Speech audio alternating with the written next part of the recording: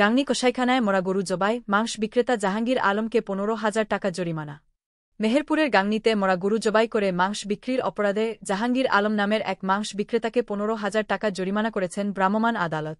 মঙ্গলবার 4 ফেব্রুয়ারি রাতে গাংনী কসাইখানায় এ অভিযান পরিচালনা করেন গাংনী উপজেলা সহকারী কমিশনার ভূমি সাদ্দাম হোসেন।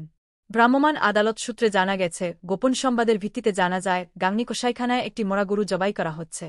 খবর পেয়ে সহকারী কমিশনার ভূমি সাদ্দাম হোসেন সেখানে অভিযান পরিচালনা করেন। এ সময় অভিযুক্ত মাংস বিক্রেতা জাহাঙ্গীর আলমকে হাতেনাতে আটক করে 15,000 টাকা জরিমানা করা হয়। অভিযানের সময় গাংনী থানা পুলিশের একটি টিম উপস্থিত ছিল। প্রশাসনের পক্ষ থেকে জানানো হয়, জনস্বাস্থ্যের জন্য ক্ষতিকর এ ধরনের কর্মকাণ্ডে জড়িতদের বিরুদ্ধে কঠোর ব্যবস্থা নেওয়া হবে। মুজিবনগর খবরে নিউজ এর জন্য যোগাযোগ করুন। আশফারুল হাসান সুমন, উপদেষ্টা সম্পাদক, মোবাইল 017222266606। শাহিদুজ্জামান রিপন, যুগ্মবার্তা সম্পাদক, মোবাইল 017230043000। শহীদুল ইসলাম সাইদুল, বিশেষ প্রতিনিধি, মোবাইল 016701999955। মহসিন আলী আঙ্গুর, সম্পাদক ও প্রকাশক, মুজিবনগর খবর.com, মেহেরপুর।